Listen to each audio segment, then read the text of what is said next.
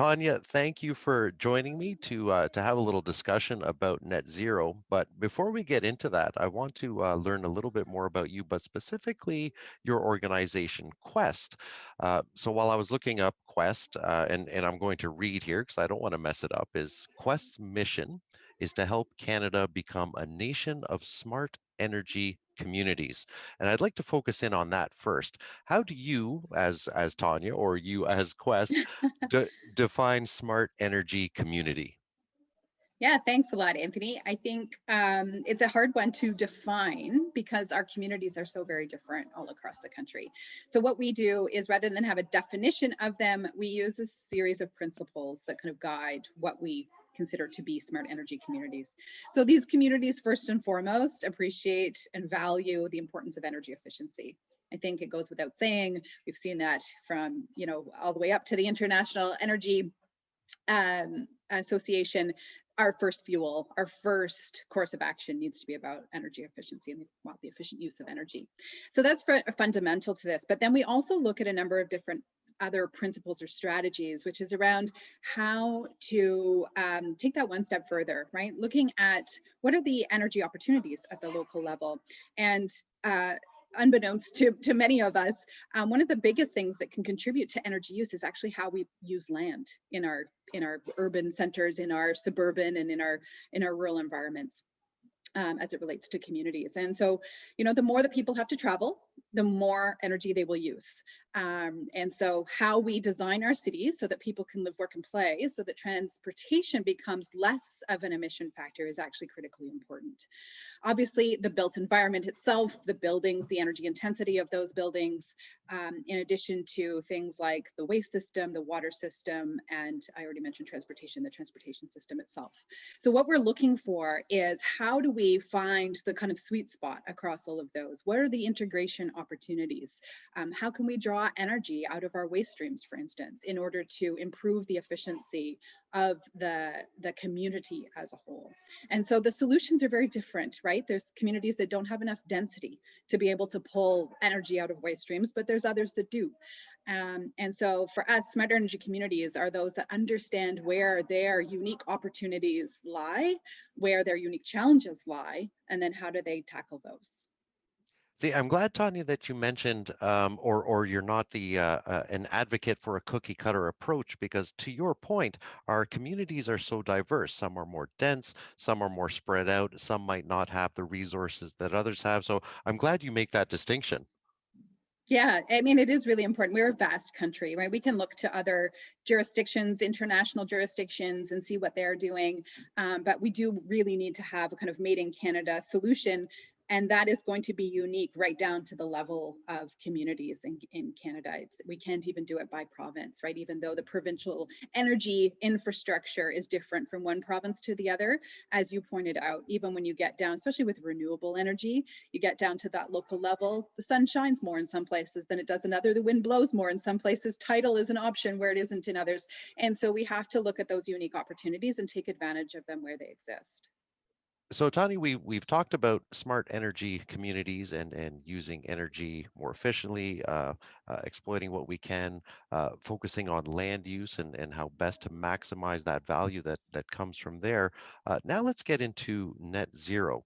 And again, rather than trying to guess what you think it might be or float some definitions, I'd like to hear your definition as to what is net zero. Yeah, it's a good question because there's lots of people who are have different interpretations, I think, of what net zero really means.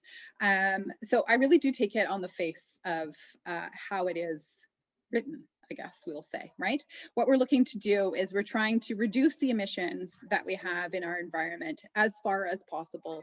And then where we have difficulty doing so, what is the opportunity to offset some of those, right? So how are we capturing carbon rather than burning the carbon so that it doesn't become an emission through things like carbon capture, utilization, and storage. There's some really cool technologies even at the local level, such as Clean O2, which will actually capture the carbon emissions off of your furnace in your own home, and it produces a byproduct that then can be used to produce soap and fertilizers and things like that. So there's lots of really interesting technological solutions that are coming out, but ultimately what we're trying to do is we're trying to get to a point where we're not actually contributing emissions to the environment through a number of different strategies. So if we had to pull out a scale, on the one side we would have, all our emissions and our filth and everything that we're doing, but on the other hand, we have all these technologies, all these strategies for counterbalancing that, so that we're not, well, disrupting the balance. That's right. That's right. Exactly. Yeah. So how are we trying to level those scales? I like that analogy that you're offering, so that we're not further contributing to the problem. And I mean, the question is, can we take it one step further? Can we actually start to extract more emissions, perhaps? To over, in time, right? That may be where we end up in time. It's going to take a lot to even get to net zero, never mind zero, and never mind any kind of, potential opportunity for negative. We absolutely must meet that net zero objective. And I think, what we're going to get into, I think there's lots of thinking that's got into how do we get to net zero, but we haven't actually, it's been very top down. It's very technological focus, and it doesn't actually encompass the whole challenge. Things like solar panels on homes and making homes net zero ready is relatively easy compared to some of the other challenges that we will face as we move ahead with this. But yeah, it's how do we create the system that will enable us not, and I think this is another important point that people have been missing. It's not just about getting to net zero. We have to be sustainable at net zero. And that really kind of comes to some of the points that I've been identifying as to why we are not yet grappling with the full scale of the challenge before us. I really like that statement that we need to be sustainable at net zero, because it's one thing to have, maybe a pilot project that has all kinds of funding, all kinds of monetary backing behind it to achieve something and say it can be done. But if it only exists in that state for a day, a month, what have you, then, what have we achieved? It's not sustainable. It's not realistic. Yeah, absolutely. And so in order to get to sustainable, there's a number of different things that need to happen. Things like we need to actually see innovation in our institutions, in our government structures, in the governance structures, in business models, in order for us to not just get to net zero, but actually maintain that sustainability in that state. I think that, in addition to that, there's a need to have uh, coalitions of public support that enable the political will.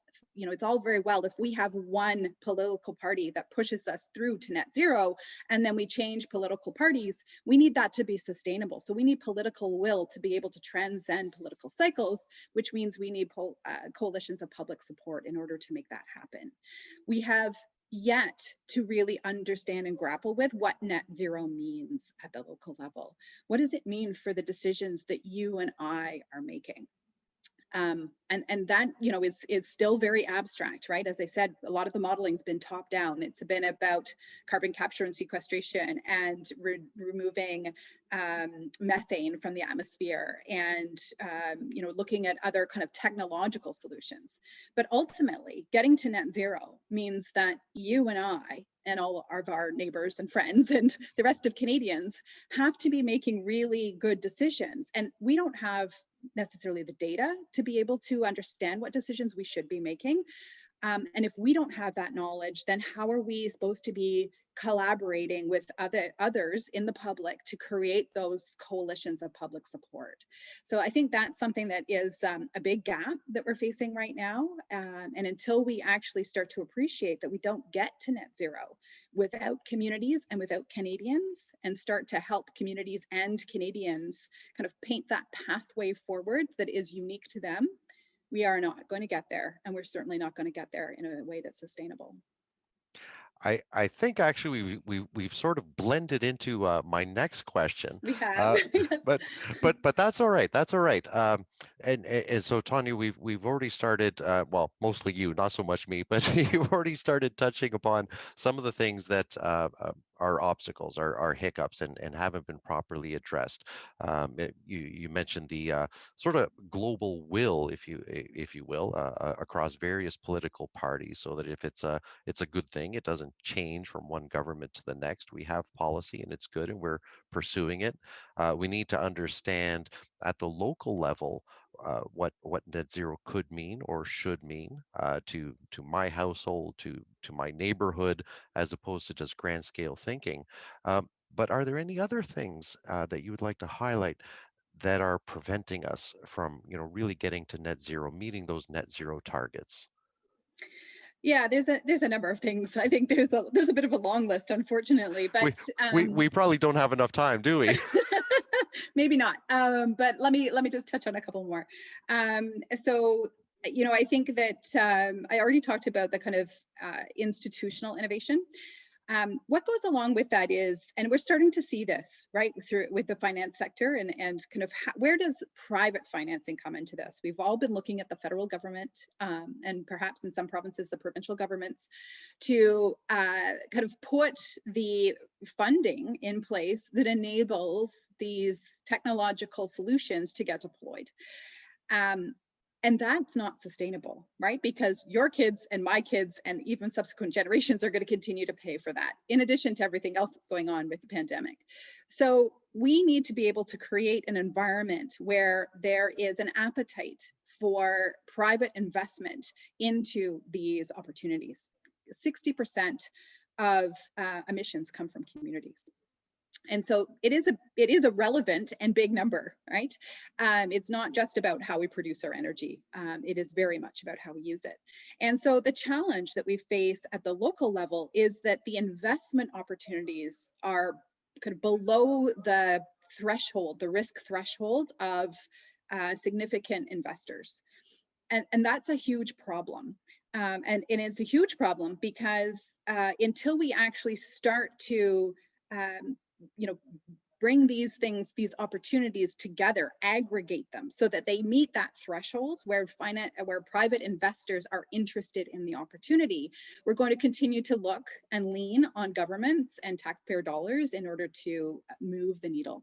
So a good example of this is building energy retrofits. The federal government, we'll see what we're on a budget day, so we'll see what the federal government comes out with, but all indications are something around $5,000 per homeowner or residential owner to retrofit their built environment.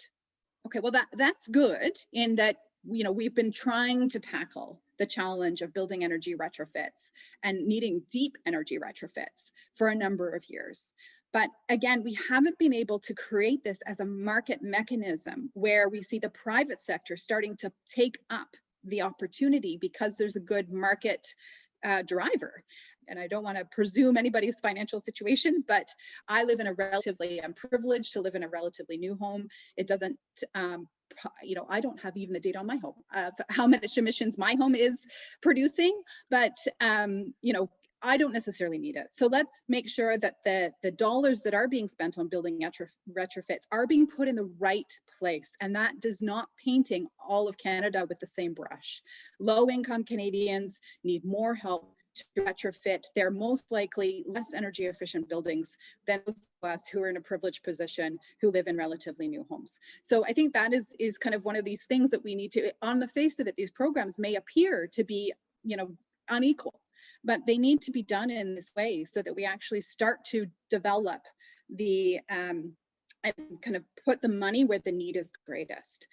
And the other piece, and coming back to what I was trying to talk about around the aggregation piece, is what is the aggregation opportunity here? How do we aggregate? So we're not trying to do it home by home, but we are doing it neighborhood by neighborhood, perhaps, or we're doing it city by city. So the aggregate opportunity of these building retrofits is actually something that meets that threshold for private investment.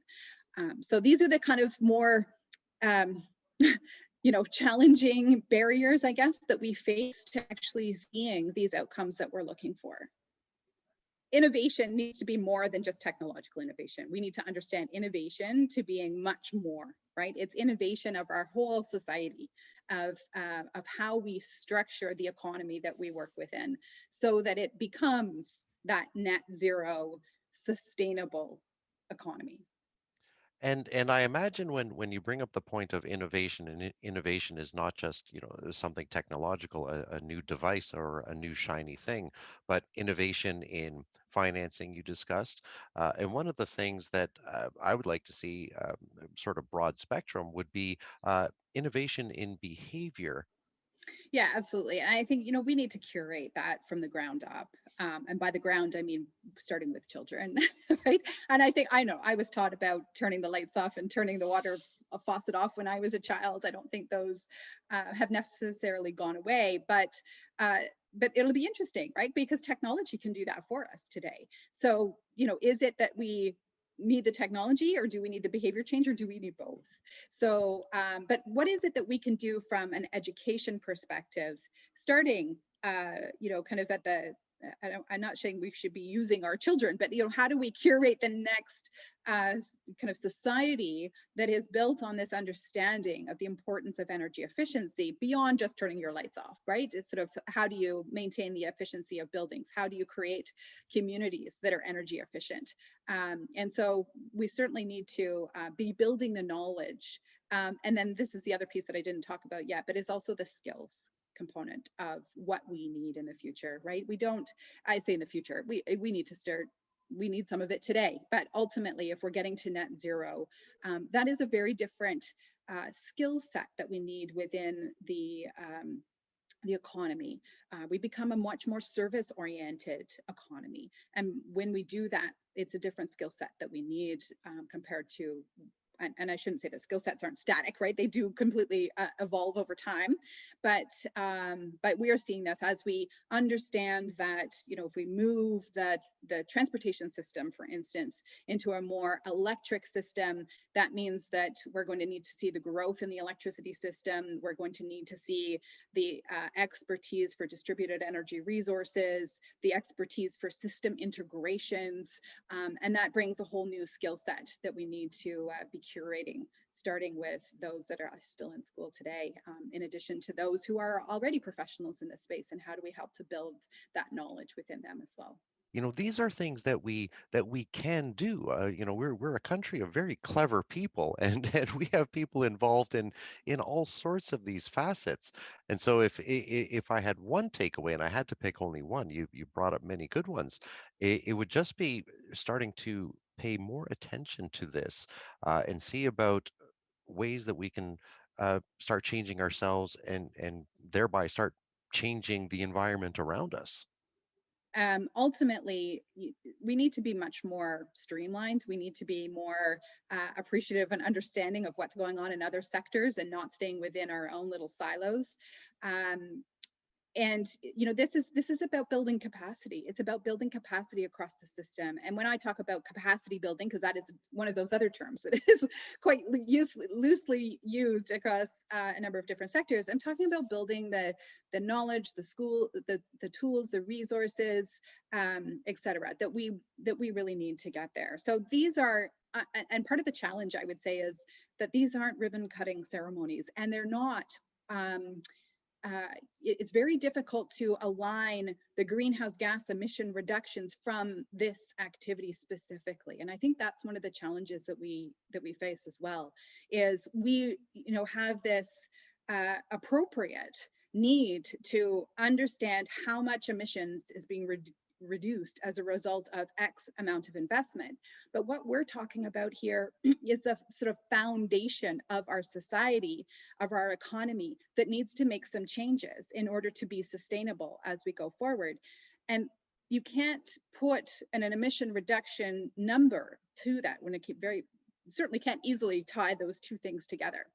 So how do we convince ourselves that we want to and need to put the investment into these innovative elements that are required, the foundations that are required for us to be a net zero and a sustainable economy going forward, recognizing that they're not going to be able to, we're not going to be able to say exactly how many emissions these have reduced, but knowing that this is important to be able to do that sustainably over time. Tanya, I really appreciate you taking the time to have this little discussion about smart energy communities, but then digging a little deeper into what do we mean by net zero, but especially some of the things that we need to start realigning, retooling in terms of our outlook to really help us get there. Thank you. Yeah, well, thank you very much for the opportunity, Anthony. It was a pleasure speaking with you.